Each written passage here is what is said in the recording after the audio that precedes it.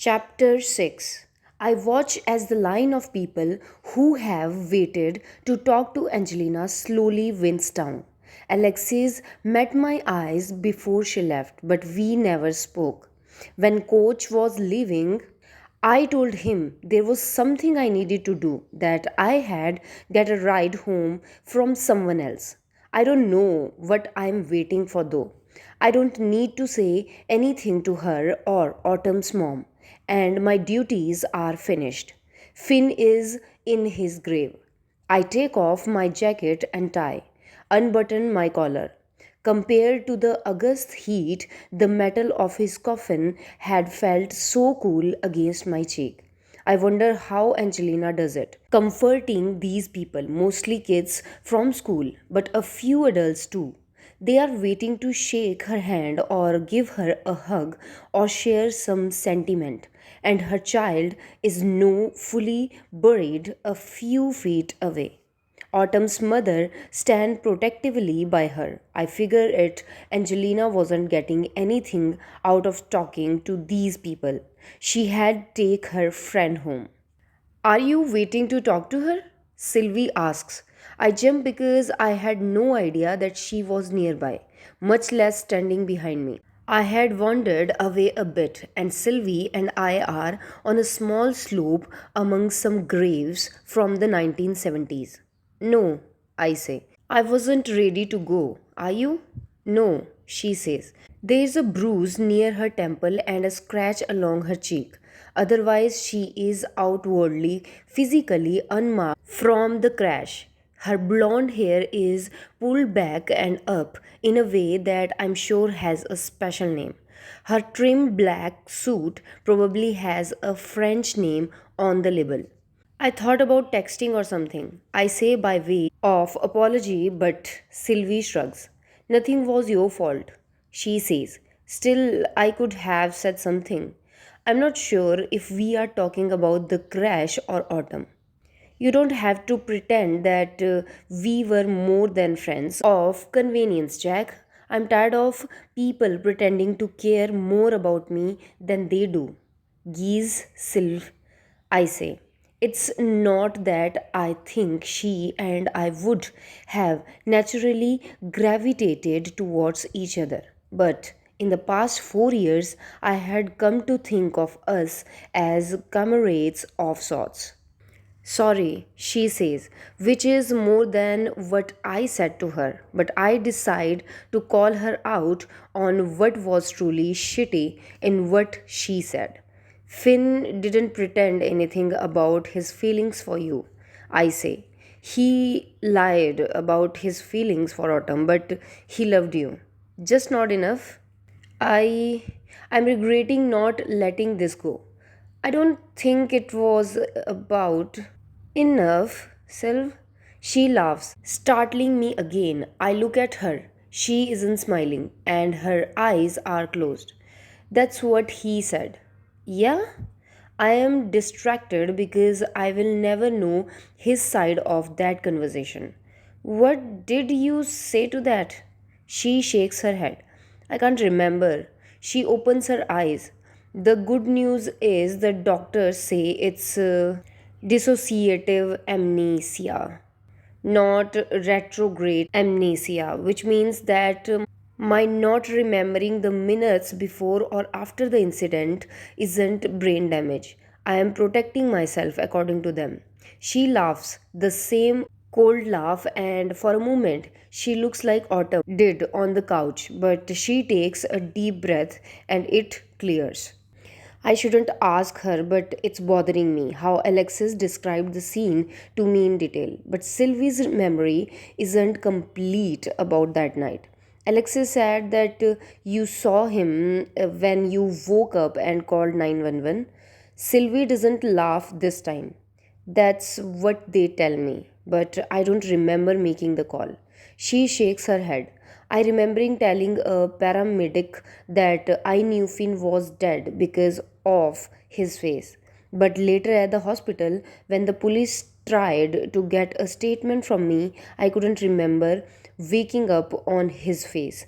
They did all the brain scans. And it's a regular conclusion. Apparently, when I'm ready, I will remember.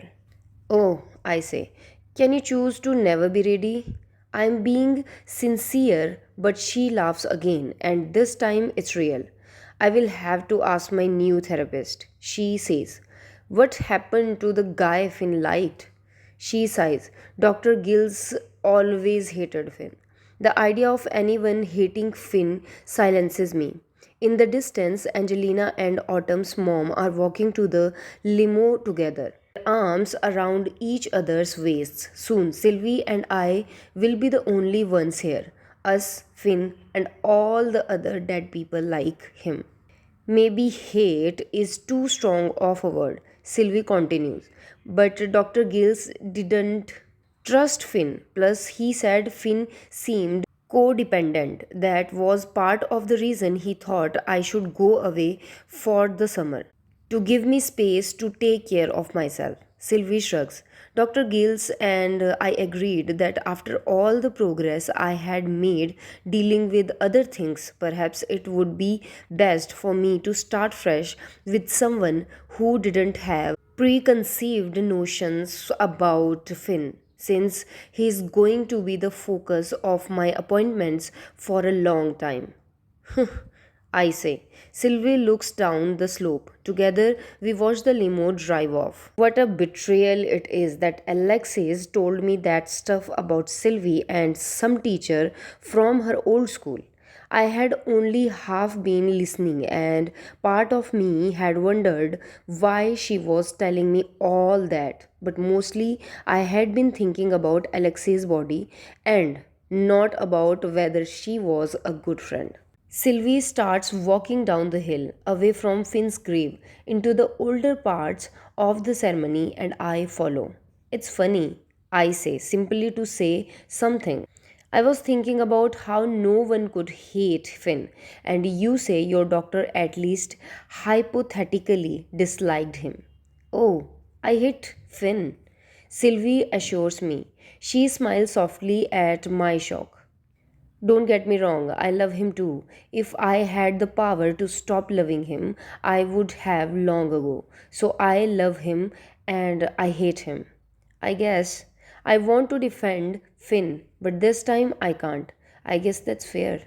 Sylvie smiles again and shakes her head. She stops walking. Jack, if you really are my friend, can you do something for me? I mean, I say, if I really am your friend, can you stop questioning it like that? That's fair, Sylvie says, and I'm not sure she notices I was joking. If I stop questioning our friendship, will you stop falling for Alexei's bullshit? I I thought Alexis was your friend. Yes, Sylvie says, but she has a lot of growing up to do. I know Sylvie well enough to know that there's no point in reminding her that Alexis is 2 weeks older than her. Besides, she is right. Alexis hasn't matured much in the past 4 years. It's such a simple thing, but it explains so much about Alexis, not to mention my relationship with her, that I am too stunned to say more than. Yeah. I mean, Sylvie continues, you had outgrown her before junior year had even started. We are on a gravel path now, and I'm matching Sylvie's brisk pace. Apparently, we are taking a walk together. Yeah, I say again for the same reason. This time, she must hear it in my tone because she says, didn't you notice how all your fights were because you had said something she didn't want to admit was true? I'm going to be honest with you, Sylv. I say, I never knew what any of my fights with Lexi were about. That's okay, she laughs. Lexi never knew either, but she didn't know that she didn't know. It sounds like you outgrew her too, I say. Sylvie shrugs and keep striding forward. I add, I'm seeing a lot about Sylvie clearly. She has not always been a good friend to you. Sylvie looks at me differently than I think she has before. Noted, she says. The gravel crunches under our feet.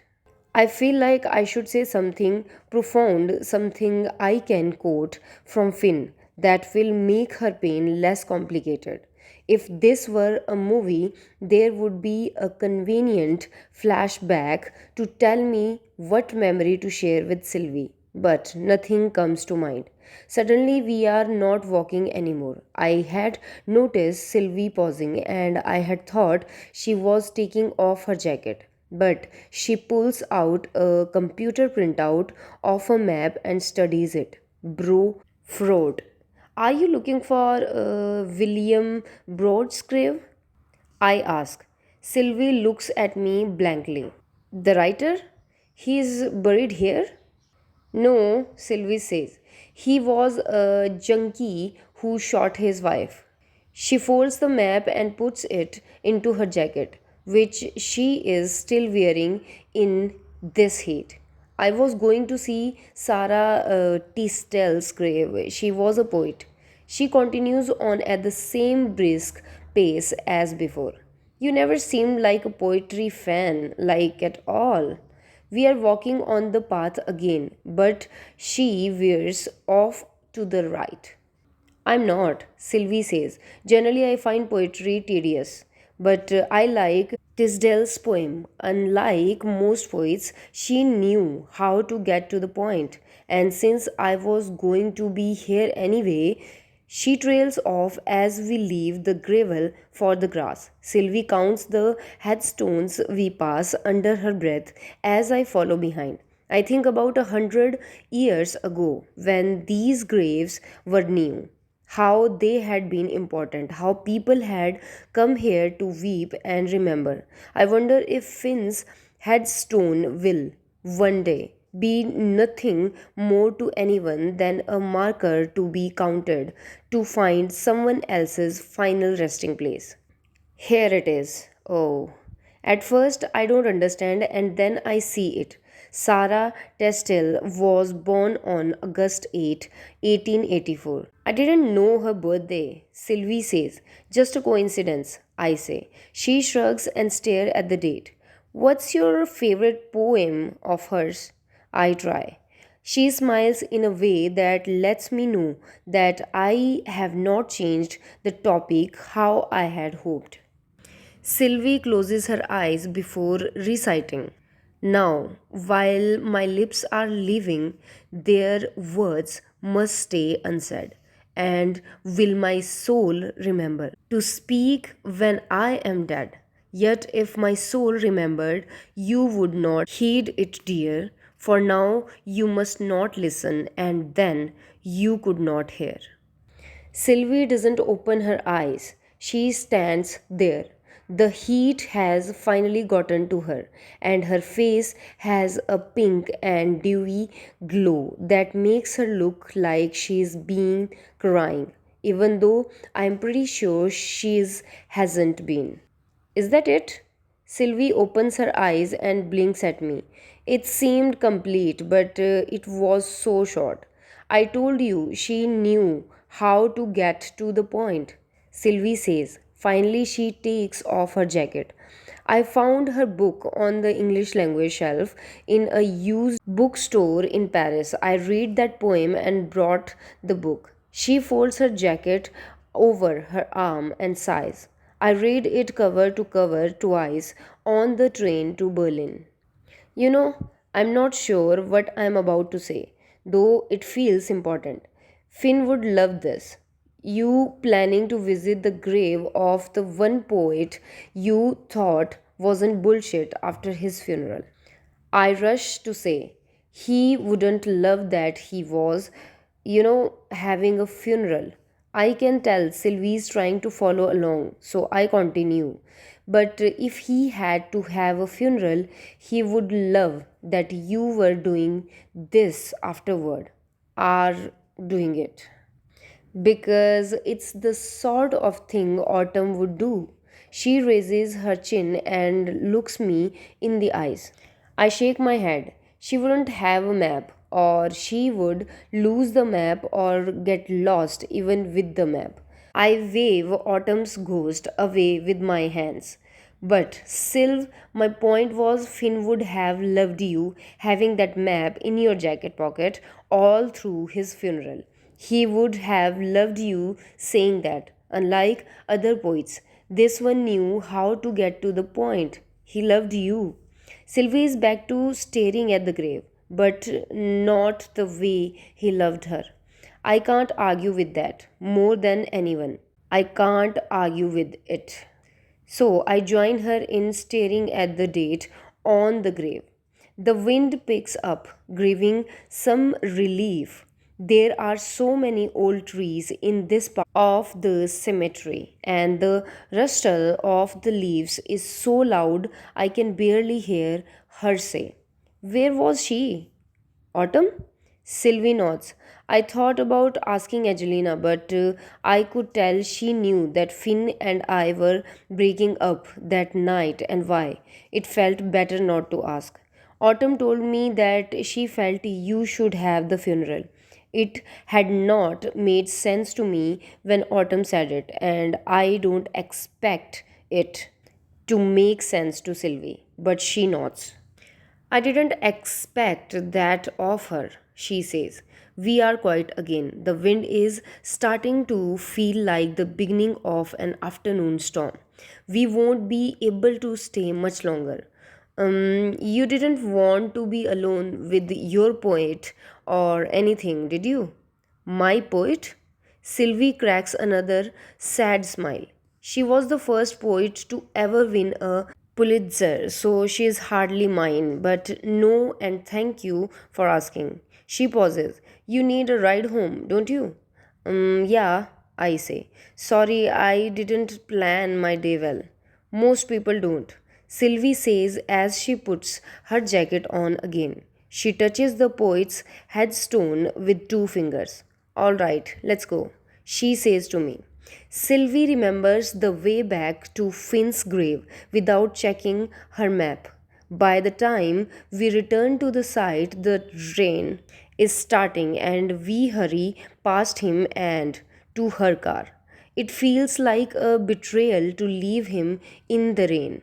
Inside her car, I open my mouth to ask Sylvie if she's sure she wants to drive in the rain, but before I can, she says, in case you're going to offer to drive, the reason I drove separately from my parents is because I can't ride in a car driven by anyone else. I will be fine. Put on your seatbelt. I look back as she drives us away from him, but I comfort myself remembering autumn will come by later to see that Finn is settled in.